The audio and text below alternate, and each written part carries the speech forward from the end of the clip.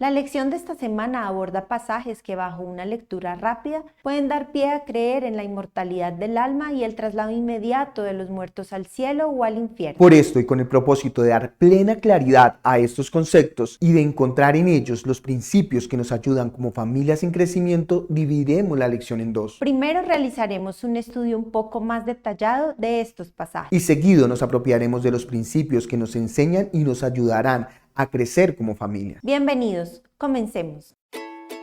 Escuela sabática, lecciones para la familia. Un estudio práctico de la lección de la escuela sabática para las familias. La vida eterna, la muerte y la esperanza futura. Lección 9. Para el 26 de noviembre de 2022. ¿Pasajes contradictorios?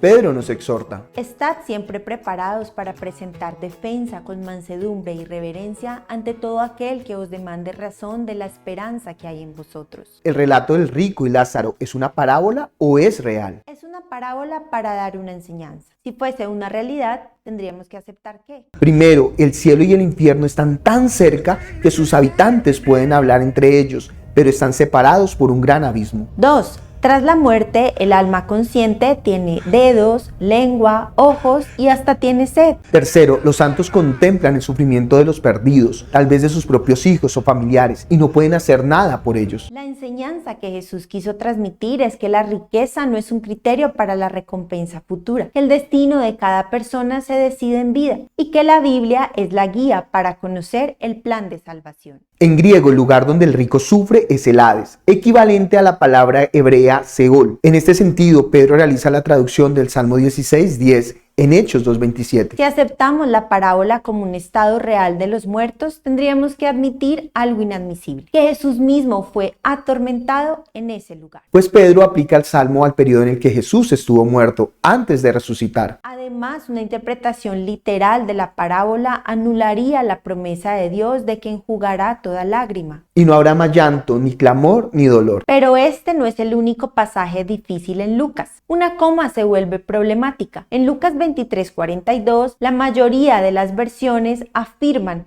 que Jesús y el buen ladrón compartirían el paraíso ese mismo día. La frase original no contiene la conjunción que y puede leerse, te digo hoy estarás conmigo en el paraíso. Sí, a esa frase le falta una coma. ¿Dónde ponerla? Opción 1. Te digo, hoy estarás conmigo en el paraíso. Si fuese así, Jesús subió al cielo ese mismo día, contradiciendo lo que él mismo dijo 2 días después. No me toques, porque aún no he subido a mi Padre.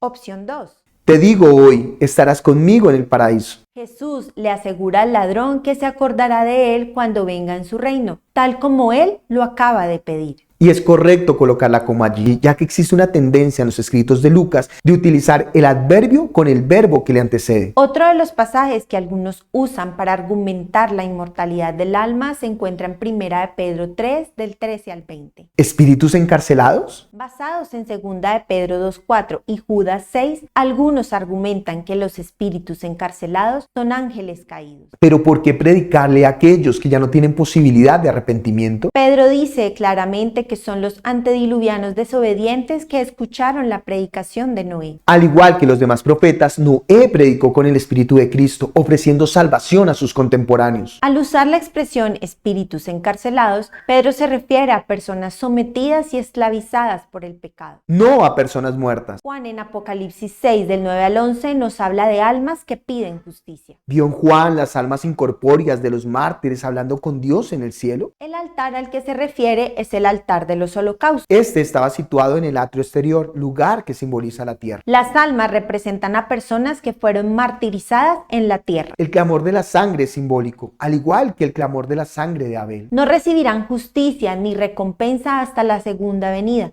cuando esté completo el número de sus consiervos. En visión, Juan vio el periodo de los mártires en la Inquisición, no almas incorpóreas. Todo el pasaje es simbólico, es un drama presentado a Juan. No es un cielo literal. Pero estos pasajes nos dejan al menos 3 importantes lecciones para nuestras familias. ¿Realidad o ficción? Debemos enseñar a nuestros hijos, sobre todo durante su infancia, cómo pueden reconocer lo que es realidad de lo que no lo es, en qué deben creer y en qué no, de acuerdo con los principios bíblicos. Así como todo no puede entenderse de manera literal y se usan herramientas explicativas y ejemplos, asimismo nuestros hijos durante su educación tendrán acceso a leyendas, fábulas o teorías que pueden desvirtuar la existencia de Dios y su poder. Y es allí donde sus fundamentos serán puestos a prueba y necesitarán discernir con el poder del Espíritu Santo. Buscar justificar lo que creo. La necesidad de tener la razón a toda costa nos puede llevar incluso a malinterpretar y a buscar justificar nuestros actos con lo que la palabra de Dios no dice. Prácticas que han llevado a la creación de todo tipo de sectas y abusos dentro de las mismas, a pesar de confesarse como cristianas. También a tener actitudes machistas y misóginas. A justificar el uso de bebidas alcohólicas. La poligamia y doctrinas como el universalismo, el rapto secreto. Además de un largo etcétera. Que llevan al error a muchos y alejan al creyente de la verdad del Evangelio. Y es que este es el pecado imperdonable contra el Espíritu Santo del cual habló Jesús. Cuando impedimos que Él nos transforme día a día, cuando rehusamos su amonestación de amor y nos aferramos a nuestra antigua naturaleza. Enfrentar el conflicto. Las familias en crecimiento no son aquellas que no tienen conflictos, sino las que los tienen, pero saben cómo resolverlos. Todos tenemos diferentes reacciones ante los conflictos y además al interior de las familias hay algunos que tienen solución y otros no.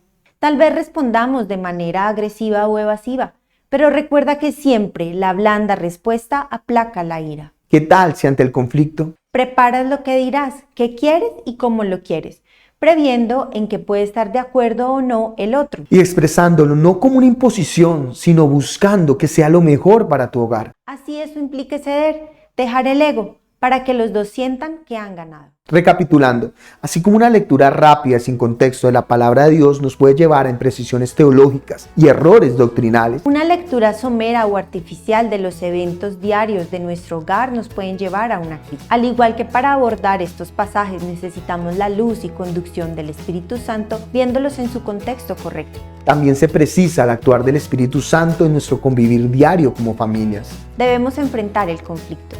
No temerle, sino al contrario, enfrentarlo para resolverlo. Pero debemos hacerlo con sabiduría, escuchando la voz del Espíritu Santo. Y dejando a un lado prejuicios, argumentos preconcebidos e intentando ver todo el contexto. Incluso donde yo soy responsable y estoy fallando. Dios ha prometido guiarnos en el estudio de las Escrituras y en nuestra vida familiar. Él está peleando por tu familia, por tu sanidad, por tu trabajo. Solo cree, el buen ladrón fue salvo por la fe. Confía. Y como el ladrón, acércate a Jesús, acércate al altar.